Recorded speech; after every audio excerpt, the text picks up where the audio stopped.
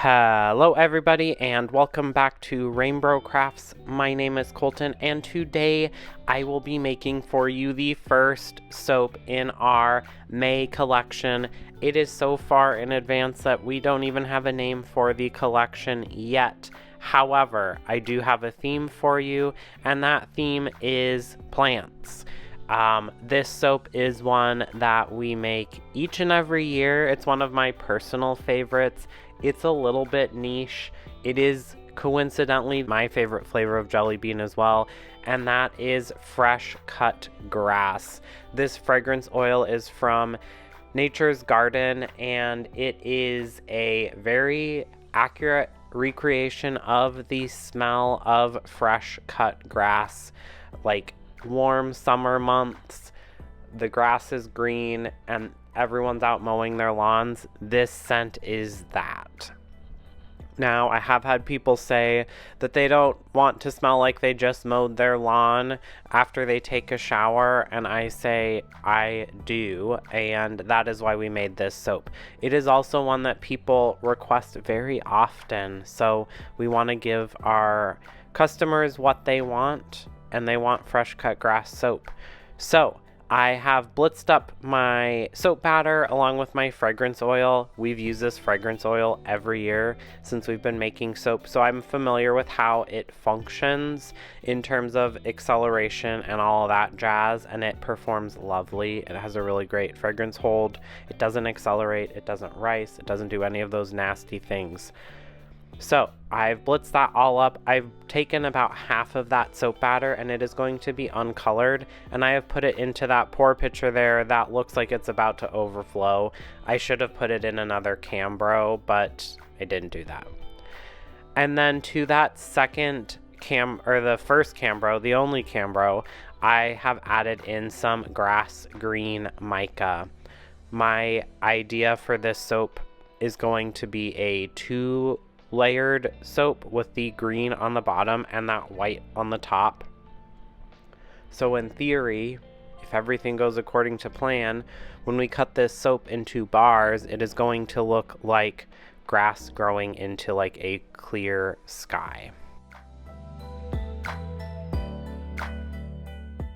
So I've blitzed everything up. I will scoot the uncolored soap batter out of the way, and we are going to pour all of that green soap batter into our slab mold there. I want this to get in there and get setting up because I want to be able to have a nice clean line between the green and the uncolored soap batter, even though I'm going to be ultimately doing a hanger swirl.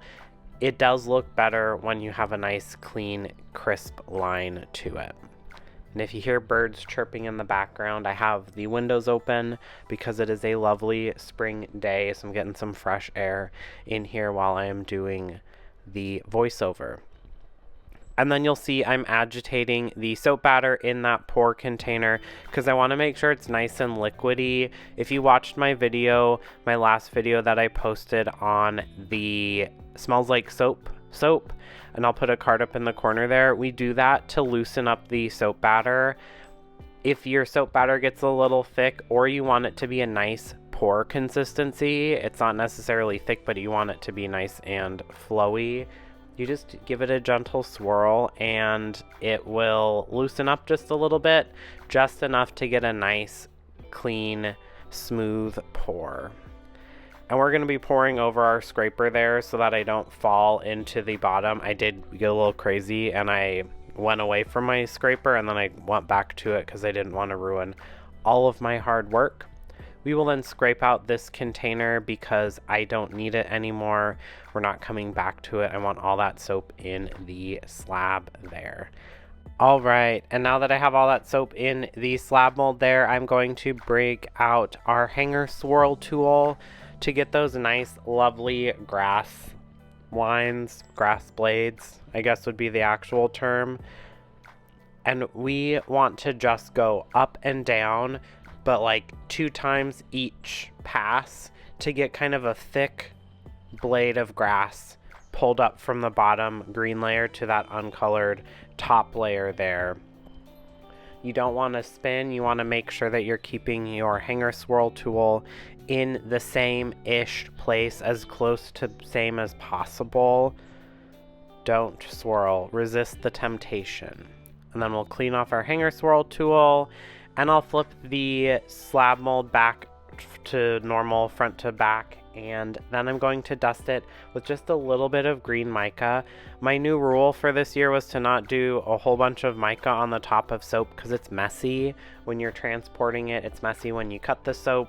It's pretty, but it's messy. And I broke that rule here. But I'm going to get that really worked into the mold there, and I'm keeping in mind to go front to back because that is the way that my grass blades were or are, and so I'm not going to ruin my hanger swirls by doing this.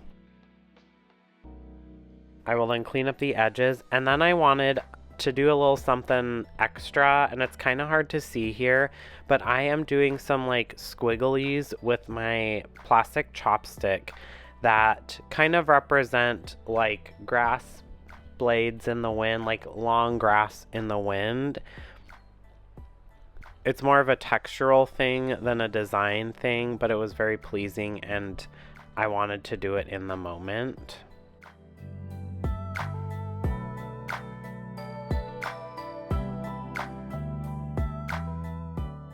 And this soap batter, like I talked about earlier, this fragrance oil is really well behaved, and this soap batter is still super workable, but it's holding its lines for me to be able to do this little like swizzle on the top, which is great because sometimes soap fragrance oils slow down the curing process or the trace process, and you have to wait, and I don't have time or patience for that. We'll then clean up the edges again, spritz it with some rubbing alcohol, put the lid on this, and tuck it away for 24 hours before it is time to unmold and slice up.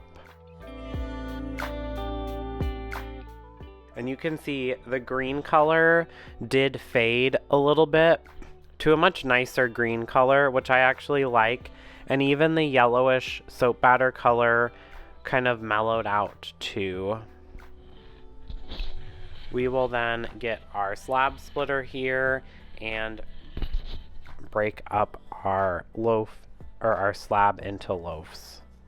And if you hear weird breathing, it is Eddie, our newish Chihuahua that we adopted recently. I'll put a picture up on the screen here somewhere. He is newish because he's 1.5 years old from the Humane Society, and now he's decided he wants to be in my lap and smell the microphone, so pardon any weird breathing sounds. All right, and then it is time to see our design, our interior design. So I'm going to break out Dorothy, our multi-bar cutter, and that is what I was going for, kind of. This is the end of the loaf, so the hanger swirl doesn't look the best on this run, but even if you look in the left-hand corner there, you can see that that middle loaf, the one I'm cutting now, has really nice grass blades to it, and that is what I actually am looking for. And I think I show here soon what that actually looks like, and that was what I was going for. Yep, this is the bar. I could have maybe gone even a little bit more, like 2 or 3 passes with my hanger swirl tool to get a more developed grass blade, but this is nice. The fragrance is super nice as well. So I'm pleased with everything in general. My question for you all is, would you use a grass scented body product, a grass scented soap? I already answered, and I say yes because it's one of my favorites. It's clean, it's fresh, it's springy, it's everything that I want in a soap during the spring, summer months. If you do want to get soaps or candles sent to your house each and every month, check out our website, rainbrocrafts.com, to join this fine group of individuals here. They get goodies sent to their house each and every month. Thanks for watching. Don't forget to like this video, comment down below if you like grass scented bath and body products. Don't forget to subscribe to the channel and ring that bell icon so you get notified when we release new videos. Thanks. Bye. soap.